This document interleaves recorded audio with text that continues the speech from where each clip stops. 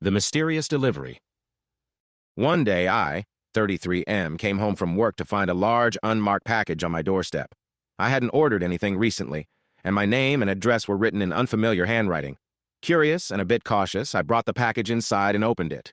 Inside was an old, ornate, wooden box. When I opened the box, I found a collection of vintage postcards, letters, and photographs from the early 1900s. There was no note or explanation. I spent hours going through the items, piecing together the life of a man who seemed to have traveled extensively and written to someone he dearly loved. It was like stepping into a different time. I did some research and found out that the man had no known relatives. The package must have been sent to me by mistake. I decided to preserve the collection and eventually donated it to a local museum, where it could be appreciated by others. It remains a mystery who sent it and why, but it was an incredible glimpse into a forgotten life. The unexpected proposal. I, 26F, had been dating my boyfriend, 27M, for about 3 years. We often talked about getting married, but I never thought he'd propose anytime soon. One day, he suggested we take a weekend trip to the beach.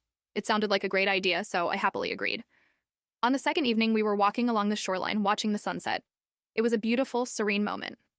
Out of nowhere, he started acting really nervous, fumbling with his pockets.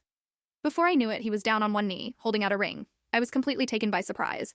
I hadn't expected it at all, especially not on a casual beach trip. Tears filled my eyes as he asked me to marry him. Of course, I said yes. We spent the rest of the evening celebrating, and the weekend turned into one of the most memorable times of my life. The unexpected proposal made it even more special. And now every time we visit that beach, we remember the moment that changed our lives forever. The Haunted Hotel. Last summer, my friends, all mid-20s, and I decided to take a road trip. We planned to visit some historical sites and just have a good time. On our way, we ended up staying in a small, old hotel that looked like it was straight out of a horror movie. The owner was a sweet old lady who told us stories about the place, including how it was supposedly haunted. We laughed it off, thinking she was just trying to spook the tourists.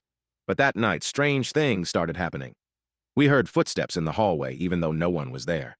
The lights flickered, and we felt cold drafts in our rooms. Around midnight, we all gathered in one room because none of us wanted to be alone. We tried to sleep, but the noises continued.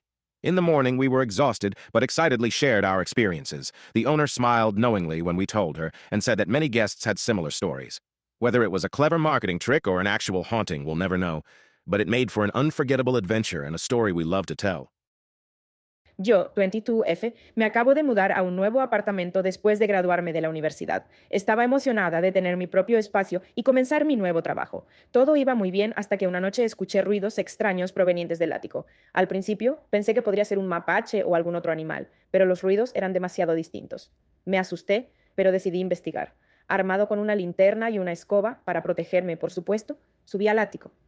Para mi total sorpresa, encontré a un chico de 20 y tantos años acampado allí.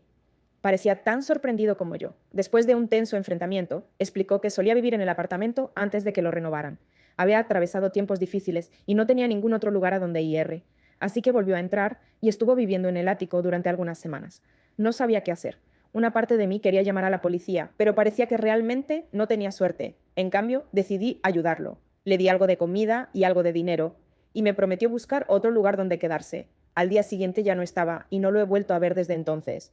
Todavía me pongo un poco nervioso por la noche, pero me alegro de haber elegido ayudarlo en lugar de meterlo en problemas. Nunca se sabe por lo que está pasando otra persona. The Unwanted Pet. I, 29F, live in a small apartment, so having a pet was never on my radar. But one day, I came home to find a cat sitting outside my door. It was a scruffy, skinny little thing with big, sad eyes. I tried to shoo it away, but it just wouldn't leave. I gave it some food and water, thinking it would move on, but it started following me everywhere. I asked around the building, but no one claimed it. I didn't want a pet, but I couldn't just abandon it, so I reluctantly let it stay for the night. One night turned into a week, and before I knew it, the cat had become a part of my life. I took it to the vet, got it cleaned up, and named it Whiskers. Whiskers turned out to be the best thing that happened to me. He was playful, affectionate, and always there to cheer me up after a long day. Looking back, I realized that sometimes the best things come into your life when you least expect them. Whiskers was definitely one of those unexpected blessings.